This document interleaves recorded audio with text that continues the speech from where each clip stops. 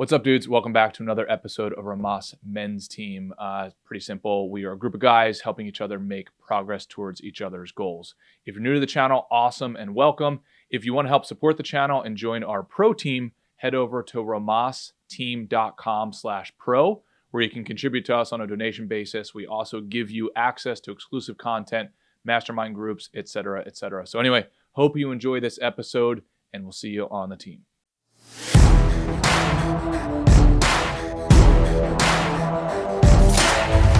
What's up, dudes? We are live. Sorry I'm late again. I was on a conference call. Just getting back. We're doing it from the car today. And Mr. Ray, fresh out of the gate of his scorecard. And, yeah, man. What's going on, B? Feeling good, the scorecard. It's like there was this passage I was reading in book 2 of I was just reviewing book 2 of War of Arts. I think that's what we're going to talk about today. And it was like it's such a good line. The principle of priority.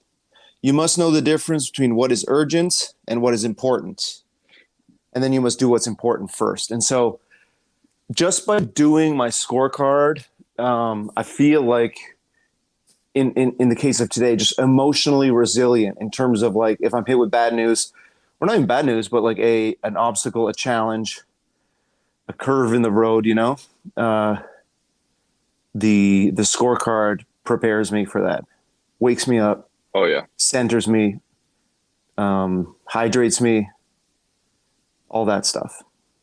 Yeah, it makes sure it gets done all the fundamentals and making sure you put it like actual intention behind the fundamentals. Dude, I swear probably 92% of the time where I get thrown off, it's because I didn't do the work of the scorecard and the fundamentals ahead of time. Yeah, and the magic of it is like there's immediate benefits, right? There's immediate benefits, there's daily benefits, and then there are long-term. Yep. Like systemic benefits. 100%. If you're down for it when we discuss, let me invite one of the guys up on here. We'll discuss the War of Art. Is that cool? Let's do it. All right. So if any of you guys can't hop on, no sweat. Let's see. And as you know, Wes, book 1 is about defining the resistance, which we talked about last session, which is like the resistance is fear. The resistance is insecurity. The resistance is procrastination. The resistance is drama with your neighbor and letting that get in the way of your to-do list, Yep. The resistance is the call of junk food, right? The resistance is the call of like big bootied kind of wellness junkies on Instagram. Yep. Right. Anything that will, it comes in infinite forms.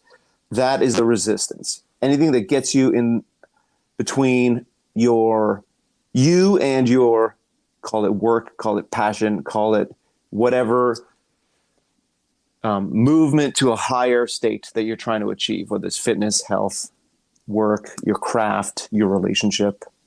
The resistance is what gets in the way of that. Yep. Exactly. So on the topic for today, what's that topic so the guys know? Combating resistance, or as the author calls it, turning pro. Yep. And what does that mean to you? So, well, what I love about this is that when I read what an amateur does and what a pro does, here's a pro right here. When I read what an amateur does and what a pro does, I don't stand in judgment of people. Or sit in judgment of people. I don't get a sense of superiority because I'm not a pro.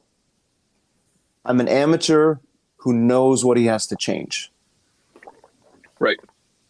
Yeah. And so the book 2 starts with the quotes, and I think I'll get it who it's from in a second, but it is from this kind of like Leonidas, one of these Leonidas ancient Greek types. Yes. And it is one thing to study war, and it's another thing to live the warrior's life. And I knew you'd dig that quote. Dude, I remember reading that years ago. And then when I came across it again, this time we're reading it. Yeah, exactly. This guy, if you think about the life that we have now relative to the life that warriors used to have to live, or not even warriors, man. About?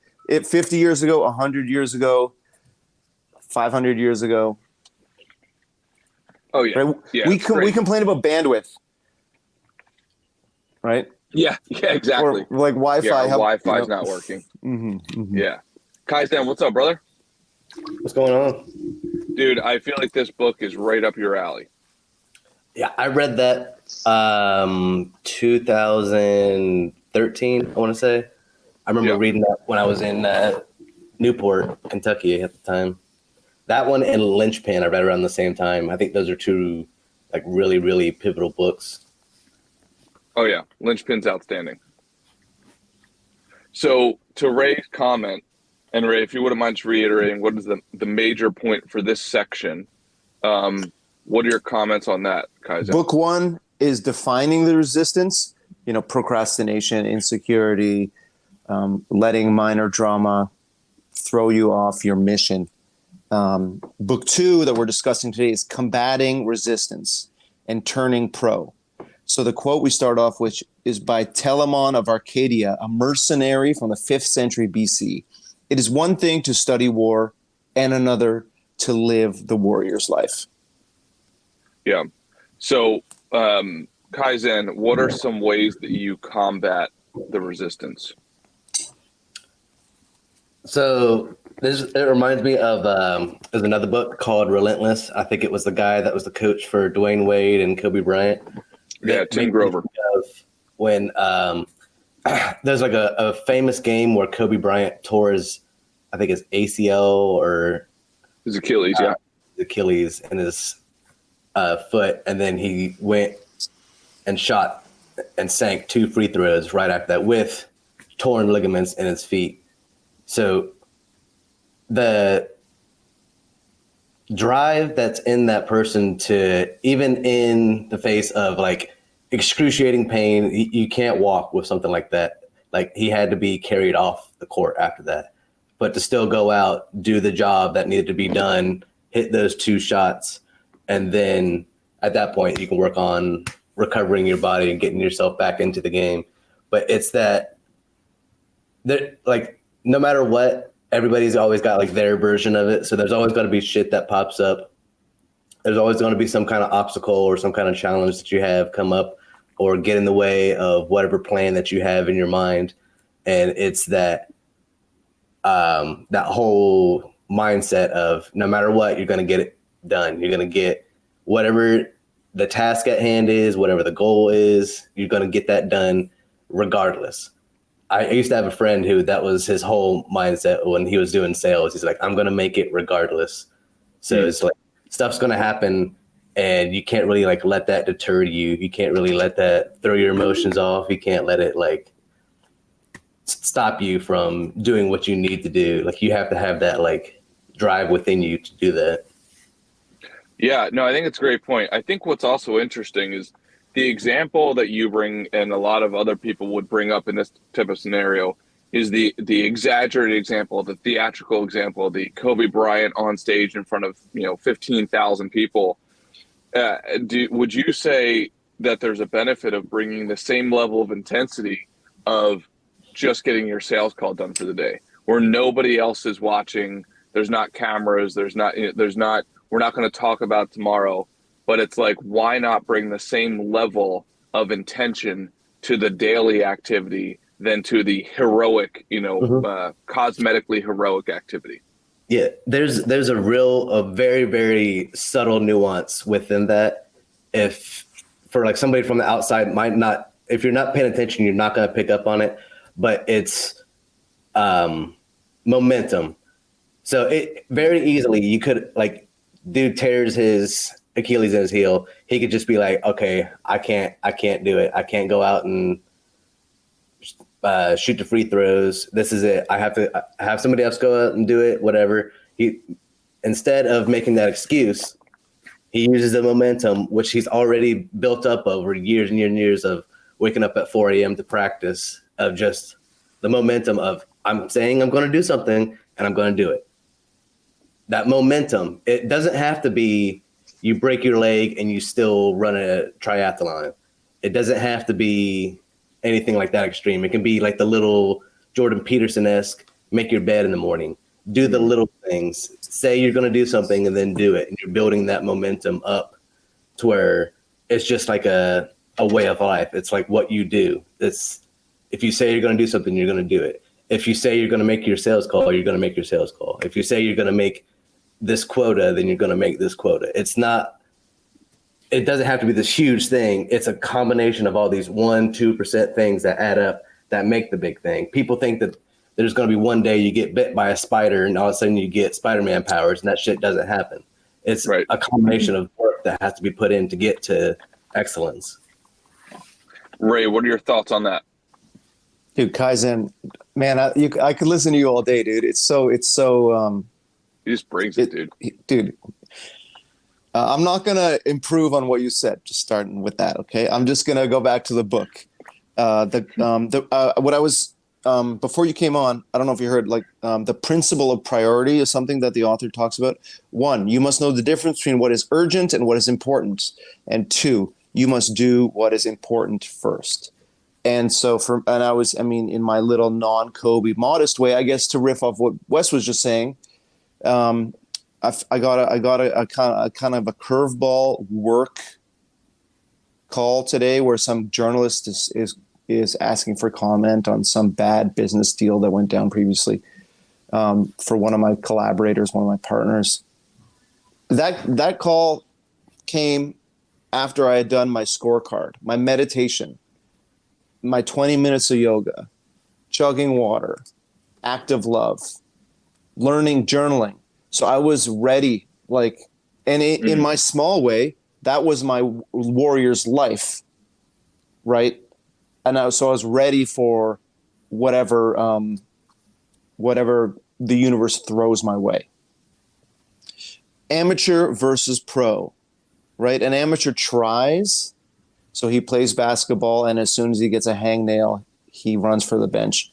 A pro gives his best and gives his all, and I kind of gives his all, right? And that was me. That's my words, not the author, but that is like the most cinematic, heroic version of Kobe giving his all, right? That's your Jordan playing through the flu. That's your Boston Red Sox pitcher with the bleeding foot who just keeps playing. But Wes is right. Those are obvious examples, right? Those are heroic examples. But what does a pro do according to the author when no one's looking? He shows up every day. Kurt Schilling, right? Gunther is saying that Kurt Schilling deflated those baseballs, whatever. Pro quality, a pro shows up every day. It's a list of 10 things. Shows up no matter what. So that was Kobe showing up. No, that was like the most extreme, no matter what. Stays at the job all day. Committed over the long haul. The stakes for the pro are high and real. The pro accepts remuneration for his labor. The pro does not over-identify with his job. The pro masters the technique of his job. The pro has a sense of humor about his job. And then the pro receives praise or blame in the real world. That last one means nothing is as empowering as real world validation, even if it's failure, the results. I think, Wes, that's something you live by, right? So there's a lot of nuance in there, especially is it do we live for our job? Because it says don't let your job define you or over define you. We don't over identify with the job. So there's some stuff to unpack there. Right, that distinguishes a pro and a psychopath or a robot or automaton. Yeah, I think this gets back to a lot of James Clear work and authors before him of it's about the process, not necessarily about the reward, etc. Kaizen, you probably have a similar experience, and Ray, you now have similar experience in sales. Oh man, I can't even. I think if I would have been told the amount of volume it would have taken for me to get here in terms of sales skill, I don't know that I would have done it. And I'm not even that good, right? Like I'm like just okay at sales. But if somebody would have told me you're going to have to practice for 10 years and thousands of at-bats, I don't know that I would have done it. But now that I'm in it and I focus on the process, man, it is super rewarding. And I do find that if I go over too far on the edge of caring too much, like too overly invested, then I start to get pretty whacked out versus just focusing on the techniques and the practice and the volume. And then it's almost like a Zen-like practice. Kaizen, what are your thoughts on that? Yeah, that's a lot like the Alex Hormozy stuff I've been kind of listening to, where he's talking about doing the stuff that gets the results, not like the frills and stuff like that people can get distracted and get into. Like it's easy to set your day and then be distracted by social media or little things here and there. And it's hard to like stay focused, stay on task, stay on top of the things that you know that need to get done and put in the work that's going to get you the results that you ultimately want. That's the hard stuff. That's the stuff that people don't want to talk about. They want the magic pill. They want the easy fix, but that's what has to be done. And the more that you like fall, that's what like mastery is. That's what all of these kind of books are alluding to, is like getting present into the journey, the process itself, not looking for like the end goal, the end destination, because that's ultimately death. Oh yeah. What you're trying to find is like complete, utter, just like being in the present moment, understanding everything that's going on within that.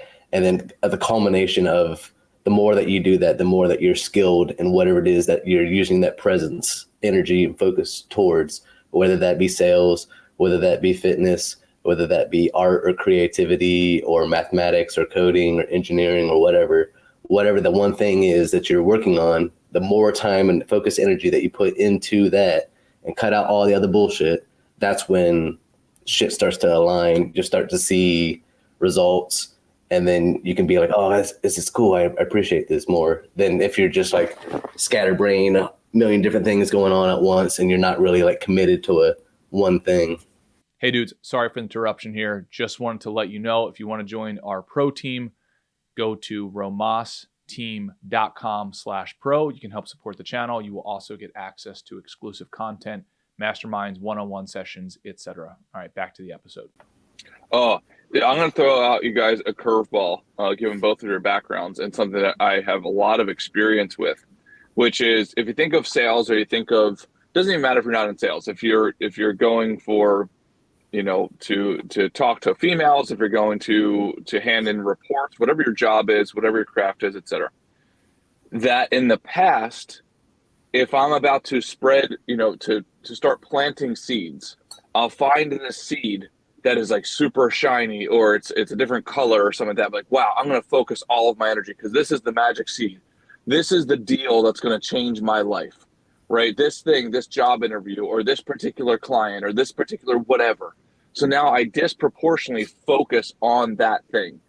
And then it turns out to be nothing, right? Or whatever. Or I spend 6 months on the deal and it doesn't. Versus now what I've learned, as I would consider myself to be way more professional, is I basically, within reason, treat all seeds equally, right? Like if a deal is put on the table, I attack it the same way. If I think it's going to bring in $10 million, I literally attack it the same way as if I think it's going to bring in a $500,000 client.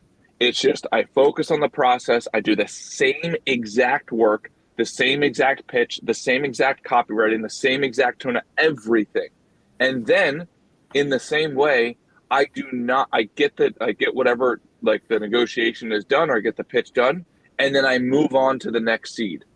Versus in the past, what I would have done is spent so much time and mental energy just like holding the seed, looking at it, like telling my friends, oh my gosh, this deal could be a game changer, could change my life. I let the rest of the seeds kind of like wither away off to the side. And then when I'm working on it, I nurture, I do all this stuff, and then I give the pitch, and then I think about it disproportionately thereafter. So it just like blows up the past, the present, and the future.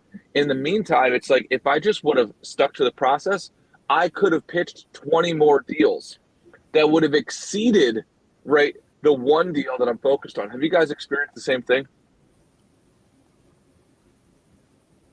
100%. And Gunther in the comment just mentioned he does this approach with squats. Same approach. If it's 135 grams versus 315 grams that he's squatting. And that's how, as you know, I do personal training. Well, I have sessions with a personal trainer 3 times a week now. And that's, in looking back, that's how they got me. First 10 sessions were super easy because they were routinizing me coming into the gym and sweating, right? Like not, not going for personal records every single time. And I think that, like you said, you can approach this to trying to find a romantic partner, job interviews, sales, almost anything where you focus on the process, you perfect the process. And it sounds to me, Wes, like you automate the process in a way, right? Like, without a doubt. And then it's just volume from there. Oh, dude, 100%. I mean, Kaizen, you've got to have some experience. What's your perspective on this? So, like, breaking that into like the broader picture, I would say that's transitioning your mind from scarcity to abundance. When you're focusing on the one that can get you, like, this one deal, this one person that you might think you have a romantic involvement with, that it'd be so great if I'm with this one person, or it'd be so great if I get this one client, or if I get this one deal, or if I get this one job, or if I get one whatever.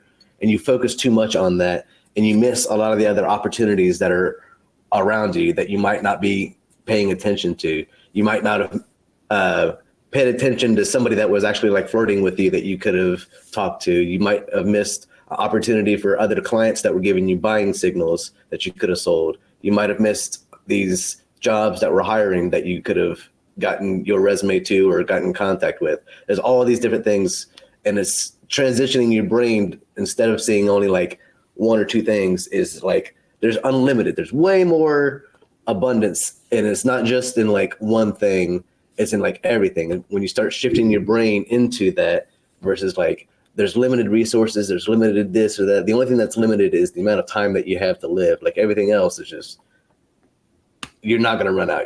Like putting people in this fear mindset is what's limiting them a lot of the time. And once you kind of let go of that, I think that's when you get into the habit of like, I'm going to treat this deal just like I treat every other deal. I'm going to treat this resume, this job, this client, this person that I'm talking to, just like any other person. I'm not going to be like overly whatever, putting out needy energy, putting out scarcity energy, and that repels people because it's like the person on the street asking for change.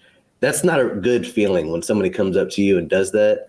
But when you're just putting out positive energy, positive value, you're giving, you have that abundance mindset, it's a lot easier to start seeing opportunities. It's like the thing that I always hear, the example is if you like close your eyes and think about all the things, or like before you close your eyes, look at everything in your room that's blue, look at everything blue, look at everything blue, close your eyes, and now think of everything that was red. And it's like you weren't looking for everything that was red, but if you look for everything that's red, all of a sudden you're going, oh, this. It's the same thing with like the abundance mindset.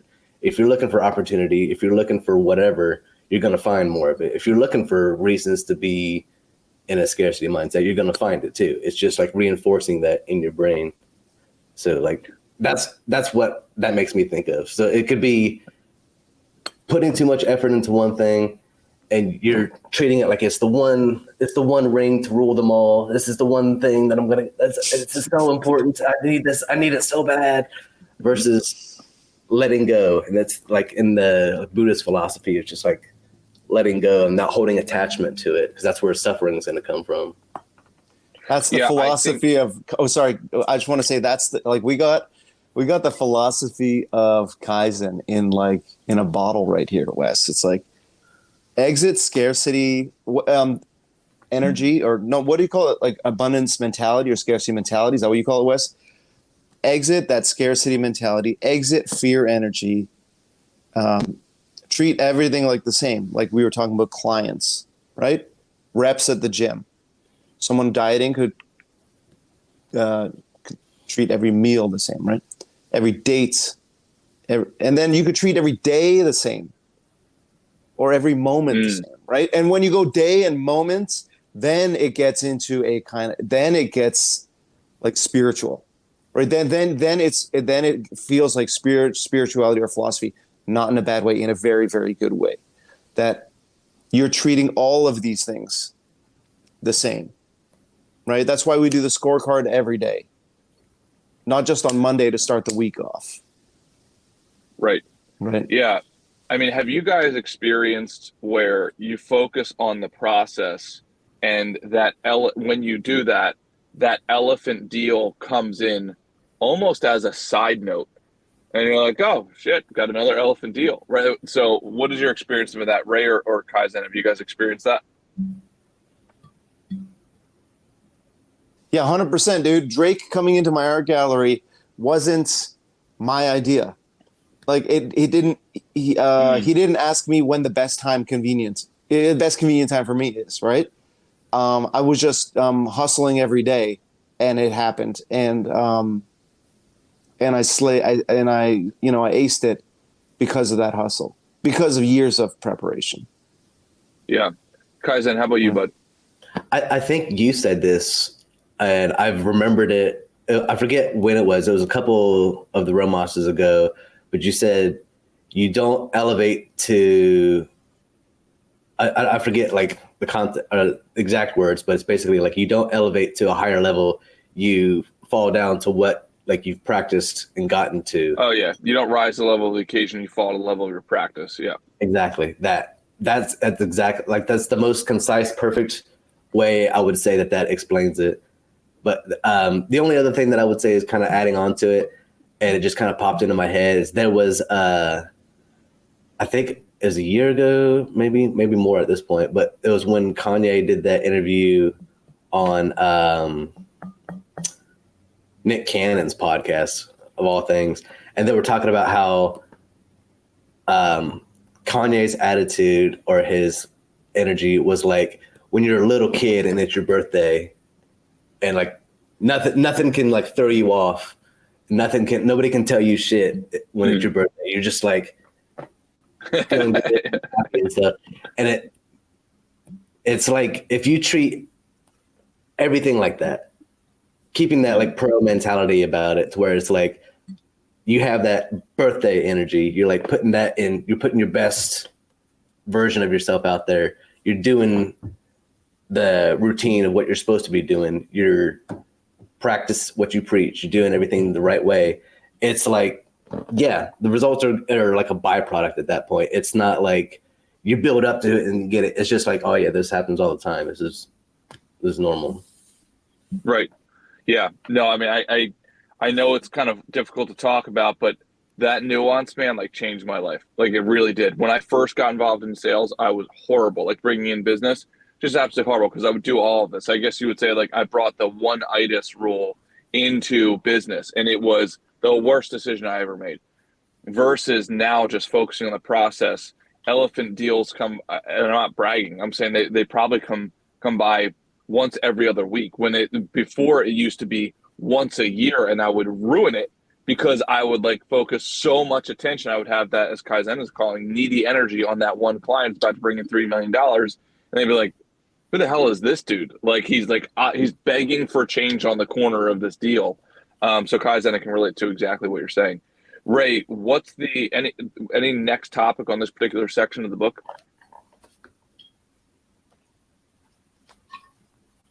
Yes. Back to the so after that 10-item list, we receive the number 10 is we receive praise or blame in the real world, and I guess that means not from your wife or your kid at home. In like if we're talking about our craft, right? We receive the results speak for themselves, and we're accountable for our own results. that line I'll repeat again. Nothing is as empowering as real world validation, even if it's failure, right? So, and I guess we could talk about like failure being the best teacher, or this kind of cliche from Silicon Valley where people now brag about how many professional failures they've had, because it's they translate that as going for it, right? Or trying, or Sure. rounds, like the rounds in the boxing ring.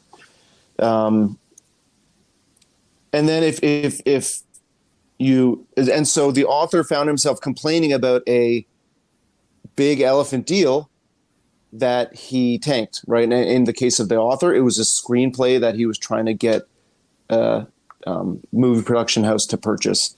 And his partner told him to snap out of it. You know, taking a few, like you wrote a screenplay.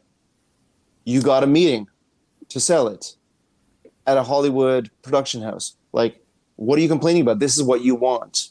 So you're taking a few blows. That's the price for being in the arena and not on the sidelines. And so with the word arena, you can imagine what famous speech I thought of, right? Yep. The Man in the Arena by Teddy Roosevelt. And so, so taking a few blows is the price for being in the arena and not on the sidelines. Again, that can apply to client meetings, reps at the gym, meals, like boring meals in a diet, dates, or whatever romantic rejection. I think how that hits me is actually the nuance of the market that I think people, and including myself, get really weird when it comes to market feedback. It's like nothing matters in terms of the reward, the result. Nothing matters except for the market. And I think you can kind of splice that. It's always funny to me when somebody comes and says, hey, what do you think about this business idea? And what I tell them all the time is like, I'm not even going to answer your question because I'm not a market. Like, you're coming to me with a makeup idea, and I don't wear makeup. So if I were to give you this feedback, it would be completely irrelevant, right? So I think oftentimes we ask the wrong market, or when we get feedback from the real market, because sometimes it might be painful, right? We discount it. When it's like the guy who can't get the female, and I've been in that position, Jordan Peterson talked about this. He's like, well, either 3.5 billion girls are wrong, right? Or the market has spoken and you have to adjust your thing, right? So Kaizen, what are your thoughts on that? Yeah, I mean, that's spot on. I can think of a few examples immediately in terms of like sales and stuff where businesses have failed because they wouldn't make the adjustment. Like, if you noticed trends going on, there was a podcast I was listening to yesterday with Alex Ramosi and Grant Cardone, and Grant Cardone was talking about how he finds deals is a lot of the times he looks at the real estate that's around the real estate that he's looking at. So if it's already like, if Starbucks already has a bunch of real estate around, if Target already has a bunch of real estate around these properties that he was looking at, it's like they've already done the research for it. So if the market is a certain way and it's trending in a certain way, that means that other people have already done the research in that area. If you're not paying attention to research, or you're putting on blinders and refusing to like look at data that would ultimately help you succeed or fail, if you don't use it, then that's on you. It's like the information is out there. It's just how you're going to interpret it and use it and utilize it in the best way that you can. That's ultimately going to determine what direction that you're going. So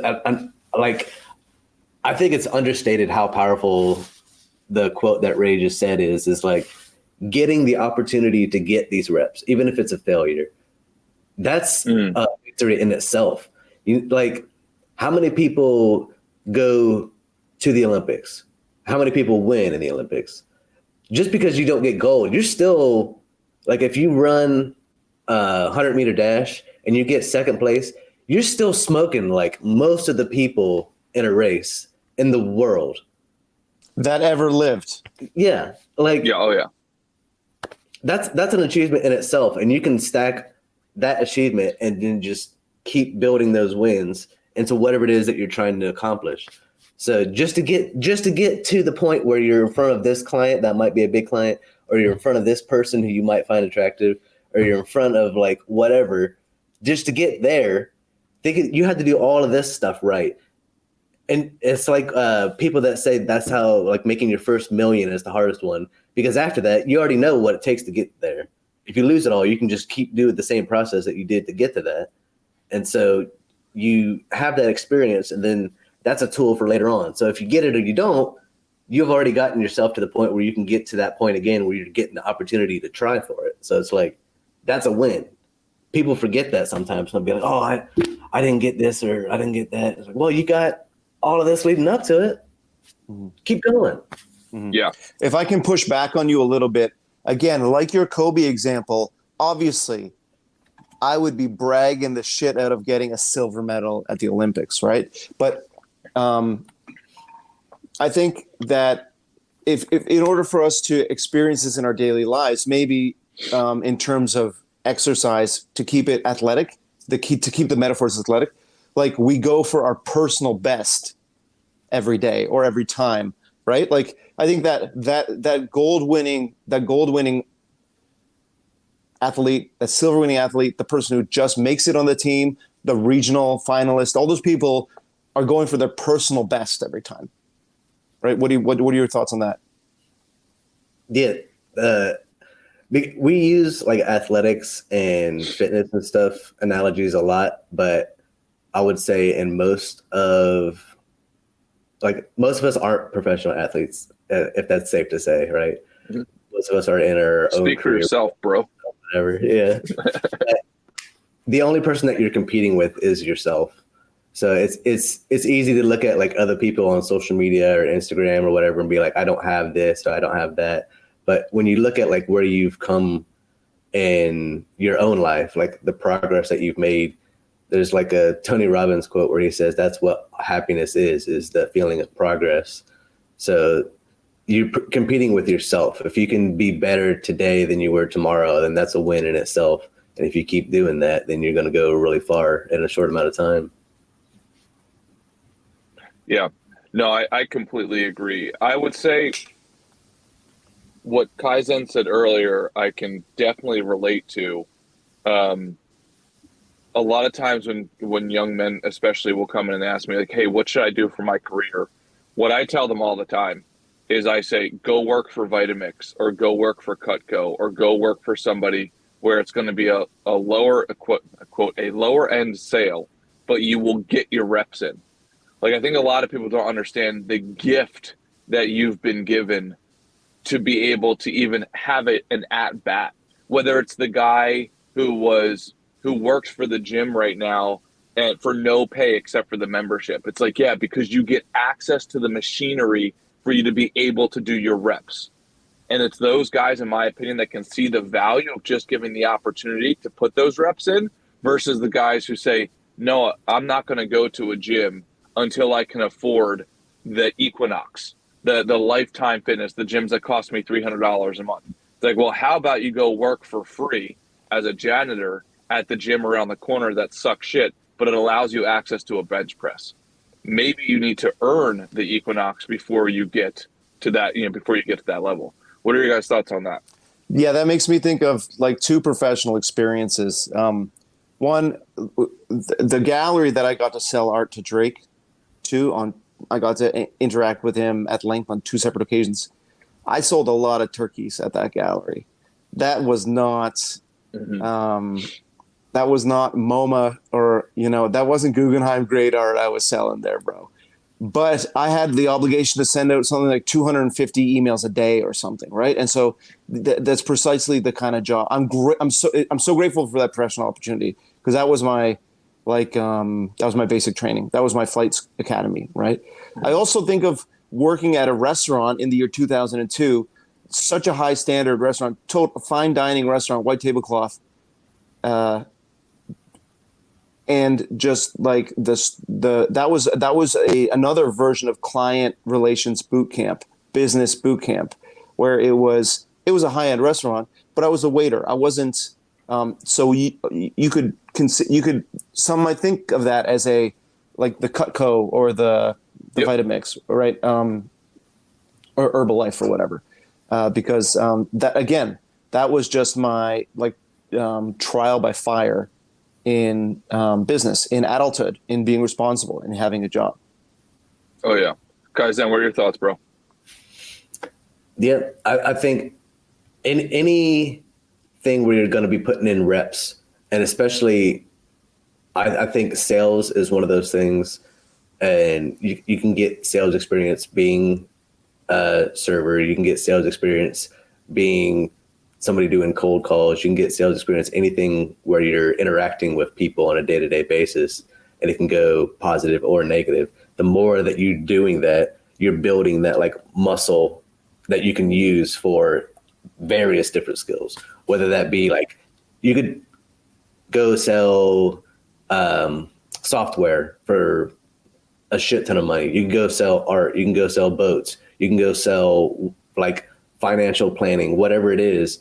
That's just a skill in itself. Or you could use that to present whatever product it is that you're trying to develop or get funding for, or if you're trying to get like a project with people to invest in or a nonprofit or whatever, just developing the skills of going out, talking to people, doing whatever it is. If you like look at like the huge Ronnie Coleman bodybuilders and stuff, they didn't go win Mr. Olympia after working out once. They didn't do one real hard rep. Yeah.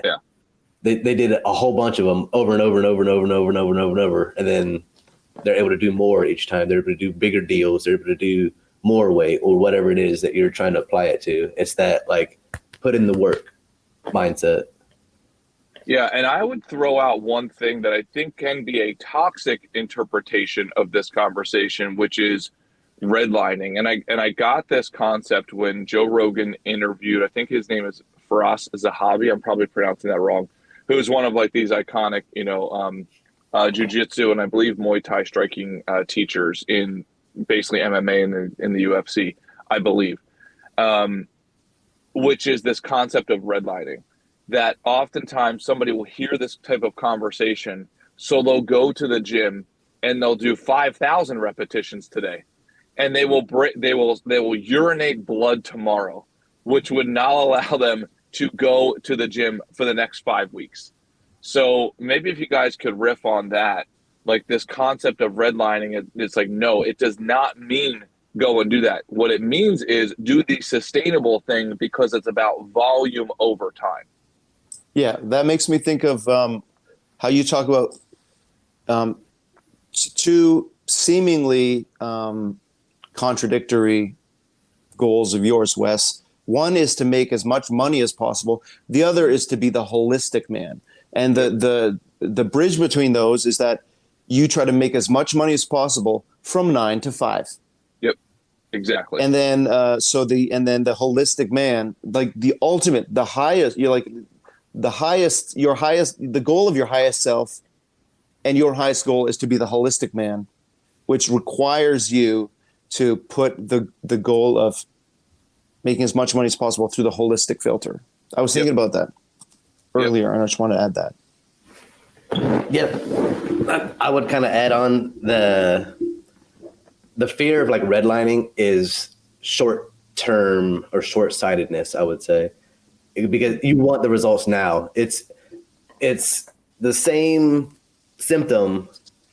It's that same I want it now mentality instead of looking long term. You're like, okay, I want this today instead of, okay, I could, like when Ray was talking about when he first started going to the trainer, he got him doing light weights just to get into the habit of doing it. When you go to the gym, you don't want to go balls out the first time to where you're sore and you don't, like you can't function, you can't go and work out the day after. You do a little bit each time until you can build up to doing more reps or whatever. You're not trying to get, was it Ragdoll or whatever, where you're pissing blood and like you want to think, okay, can I do this when I'm 40? Can I do this when I'm 50? Can I do this when I'm 60, 70, 80? What are the things that I can do now that will by that time I'm 60, 70, I can still do and will help me grow long term. Not just, I want something right now. What can I do right now to get it? What 5, 10, 15, 20 years am I going to be doing today that I will be like, okay, cool. I'm glad I did that 20 years ago. Oh yeah, without a doubt. Yeah, taking or doing the reps absent a long-term vision is foolish. It's kind of this weird, almost paradox. It's like no one rep matters, but they all matter cumulatively. It's this really weird thing. It's like it's so insignificant and significant at the same time. Like insignificant but essential at the same time. It's holding two separate ideas in your head at the same time. Right? I'd like to transition into a topic we can all relate to. The professional acts in the face of fear. The amateur believes he must first overcome his fear, and then he can do his work. The professional knows that fear will never be overcome. He knows there's no such thing as a fearless warrior or a dread-free artist. Oh, man. Dude, so I don't know about you guys, but my butt sweats when I get nervous. So I now have learned to embrace that. And then I've also noticed that I'm losing the butt sweats significantly, which is I'm almost disappointed by it because it means that the fear is reducing. So now when I come across it, it's like, oh, like I got the butt sweats again. I'm pumped on it because it's forcing that repetition. It's almost like if there's no weight to the bar, what's the point of lifting it? Right. And the nervousness, the anxiety, the fear, gives me the opportunity to lift that weight, if that makes sense. So I think us guys, and Ray, for some reason, your freaking computer thing is like freaking out. I don't know why, but I almost think that if we start to view fear as the opportunity for us to get better, and if we embrace it, then we can practice it kind of in our dojo. No different than the jiu-jitsu thing. It's like, yeah, like you're about to fight, but it's on your turf and you're doing it in a controlled environment. And that will give you, to go back to Kaizen's point, right, it will re-up the level of your training that you can fall back on when you're outside of your dojo. So I actually think fear is a huge opportunity, not to sound so cliche about it. And does anybody else's butt sweat when they get nervous? I mean, no? What? Kaizen, somebody save me. No, all the time. My hands get nervous all the time. I always have to poop. And I think that, the fear thing is like, Kaizen, maybe you can think about the first thing I think of is like trying to pick up chicks and how the butterflies in the stomach, or like the thrill of the hunt. That's kind of like, that's the best part, right? Yeah, that adrenaline. That's what a lot of it is fear spikes your fight or flight response. And that was something. It was like I want to say it's in Awaken the Giant Within, the Tony Robbins book, where he talks about like changing how you define that. But before I hit that, the people always say like courage is acting brave in the face of fear. But instead of saying fear, you could just call it I'm excited. You're not anxious about something, you're excited about it. And it changes the energy that it's in you. Like you're not scared about it. You're just like, oh, I'm excited. Oh, this is gonna be cool. Because I used to, when I was first going out and talking to people, I would get nervous about it. But then when I changed what I was calling that in my body from I'm nervous to, yeah, exactly. Like Patty P says, stimulation. I'm stimulated. I'm energized. I'm not anxious. I'm like excited. Changing anxious to excited. There's like a list of words that he has that you just change the definition of what it is that you're feeling, and it completely changes like how you actually like feel about it from a negative to a positive, I should say. Yeah. No, I love that. Changing the word to change the underlying, like meaning to change the underlying, to alter the perception of the feeling. Love it. Absolutely love it. Ray, what are your thoughts on that, dude?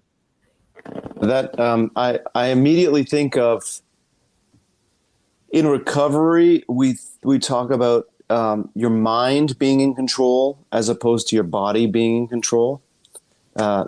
This is specifically on the subject of, I guess, cravings, right? But then the mind being in control also is the way we overcome like the urge to pig out when we're on a diet. Maybe it's the way a marathon runner fights through the discomfort when his body's telling him stop running and lie down after 5, 10, 20 miles. So yeah, that's what I think. I think of the mind being at the wheel.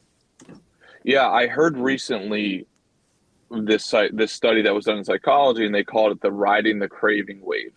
That those who start to view it as like, oh, this craving is a normal piece of like the journey, and I'm going to ride it.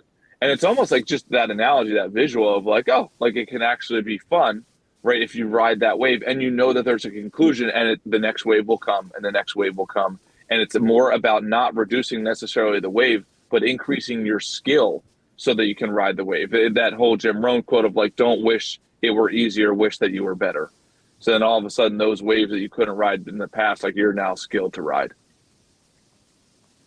Yeah, they say that when people are trying to quit cigarettes, that's the first thing that you have to do is when you get that craving for it, you just recognize it. And if you just can ride through that for like the first, I think it's like 30 seconds or something, and then it'll pass. And then you just build that habit of fighting off that like 30-second craving, which you can do that. Not just smoking cigarettes. It could be like shitty food. It could be like, name any bad habit. And if you get craving for it, if you can just be aware of, okay, I'm feeling this. Okay, I'm not going to allow myself to be controlled by a craving. I'm more strong-minded than that. Let it pass. Okay. It's like just opening up your awareness in that way. Well, that's an interesting point because I actually found it to be amazing when I'm on my game, how little time it takes. Like you said, that 30-second rule, right? Like that 30-second craving will pass. It's so funny when we're in the heat of the craving, we think it's going to be for the next 10 hours. It ends up being for the next 10 seconds. It's wild. Ray, what's your experience with that given, the groups that you've been involved in and so on? Are similar like numbers in terms of it actually incredibly small relative to what you think it's going to be? Yeah. And then with,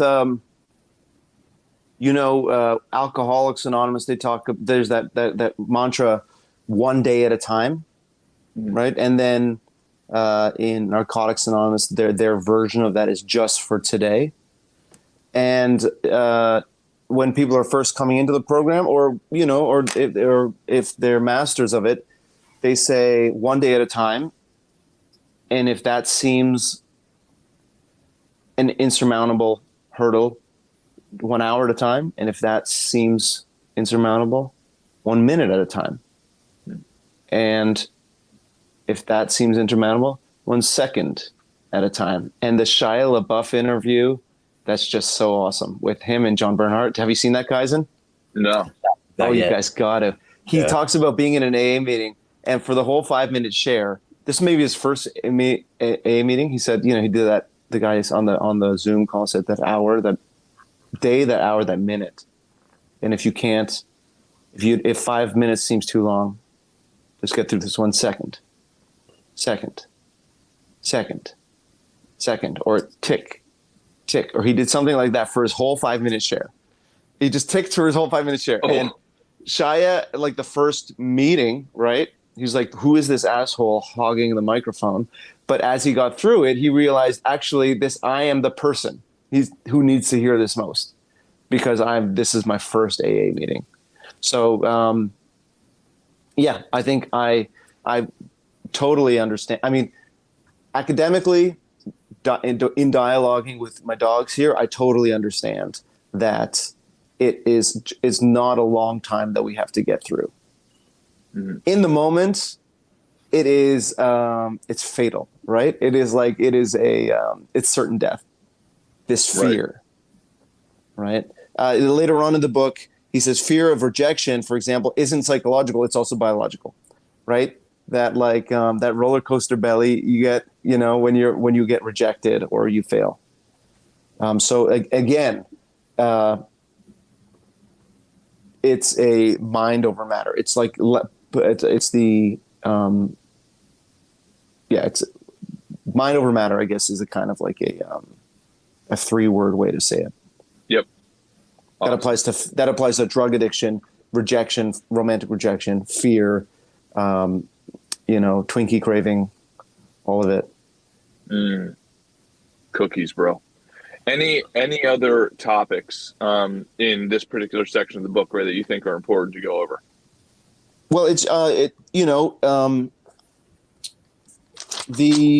just say those 10 qualities in a professional again, because for each one of these qualities, the shadow side is just what the amateur succumbs to.